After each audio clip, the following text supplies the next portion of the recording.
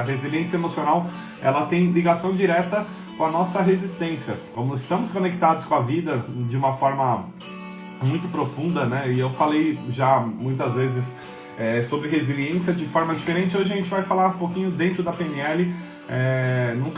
Nunca pensei que a resiliência fosse tão importante em tempos como hoje. Falar de resiliência é falar dessa resistência interna, né? Aquela ideia que muitas vezes a gente tem, nunca vou sair disso, isso não vai passar, minha vida tá difícil, eu tenho que me acostumar. Eu achava que estava sendo muitas vezes resiliente em alguns momentos da minha vida e eu descobri que na verdade eu estava me acostumando com o que não presta.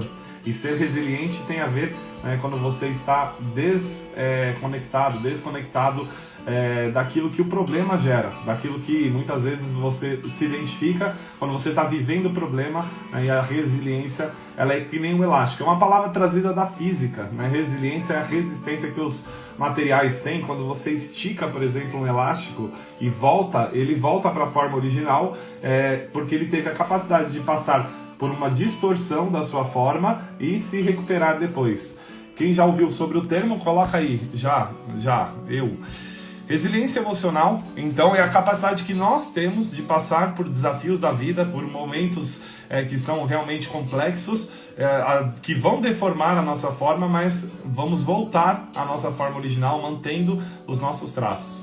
Se a gente pegar aqui um objetivo de vida, muitas vezes a resiliência foi um trabalho de um cientista chamado Paul Stultz, que fez um trabalho em Harvard para falar um pouquinho da nossa capacidade, do coeficiente que nós temos de adversidade. Qual que é a capacidade que nós temos para lidar com a adversidade? Porque às vezes você tem o conhecimento, você tem a informação, você tem a técnica, mas o que faz uma pessoa prosperar na vida e outras não? Às vezes não tem a ver com o quanto você sabe sobre alguma coisa, quanto você sabe que gosta da pessoa que está do seu lado na sua relação, quanto você sabe sobre a profissão que você tem, mas é a capacidade de passar pelas adversidades e chegar lá no final mantendo a sua saúde mental, mantendo a sua inteligência emocional ativa. Então a resiliência emocional está diretamente ligada a essa capacidade que o elástico tem de se deformar e voltar para sua forma.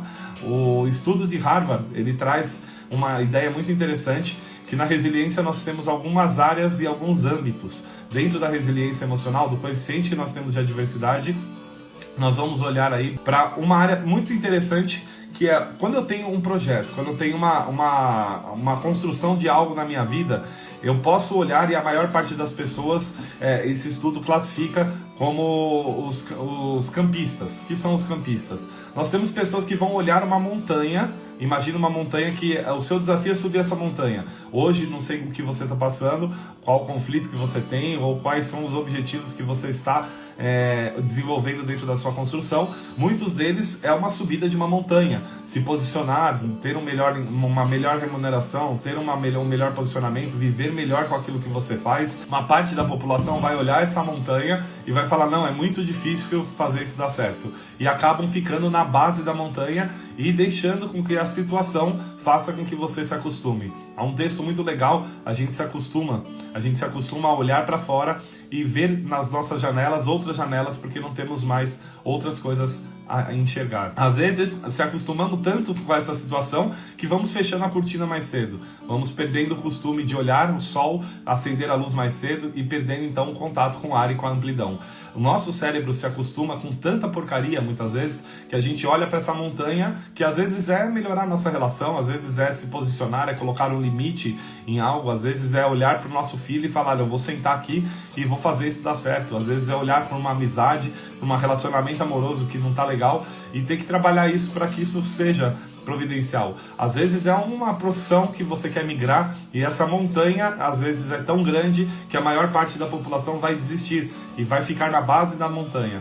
Mas tem uma parte que sobe, eles sobem e você começa a fazer uma mudança, você começa a ter um movimento de mudança na sua experiência, você começa a ter um processo de transformação, mas com os primeiros resultados, e aí a gente sobe um pedaço dessa montanha e acaba acampando, né, e são chamados campistas. A gente acaba acampando num pedaço, numa primeira subida e ficando por ali, porque a gente teve os primeiros resultados. Então algumas pessoas até prosperam um pouco na sua vida financeira, até têm um salário um pouco melhor, ou até conseguem viver um relacionamento, mas não vão tomar o topo dessa montanha, não vão subir, como dizia Nietzsche, subir as montanhas, né? Ele era um escalador, adorava subir montanhas. E ele dizia, muitas vezes a gente escolhe um caminho e nem sempre é o caminho mais acertado. Às vezes no meio da subida a gente para nesse lugar, olha e percebe que o desafio vai ser enorme. Às vezes tem uma pirambeira que a gente vai ter que subir inclinado, mas quando eu olho para baixo e desejo voltar, então eu percebo que eu vou ter que passar por aquele obstáculo. E assim, então, os obstáculos que são colocados no meio da montanha, que vão fazer com que você continue. Ou se você tomar a decisão de voltar, ou acampar nesse lugar, colhendo os frutos do que você já construiu.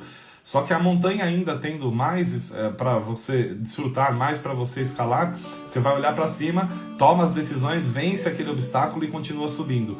Uma parte minoritária, 8% da população, segundo o estudo do Pew Studies de Harvard, chega até o cume da montanha. O lugar é difícil, o ar é rarefeito, mas quando você chega nesse topo, você tem a beleza de contemplar a grandeza que é olhar lá de cima e ver a paisagem. E isso vale para tudo na nossa vida. Conseguir prosperar financeiramente, ou pôr o seu projeto para acontecer, ou fazer o seu relacionamento ser um relacionamento próspero, você vai ter esses momentos. Você pode acampar ali no meio e aceitar metade dessas condições, ou você pode enfrentar essas partes complexas desses desafios que a vida muitas vezes nos traz. Às vezes a vida muda a temperatura, às vezes a vida muda o ar. Quantas vezes você já deve ter caminhado pela sua jornada, começado um projeto novo, tirado o projeto do papel e não vê o caminho para conseguir continuar e dar certo com essas coisas que você já imagina que gostaria de viver na sua experiência.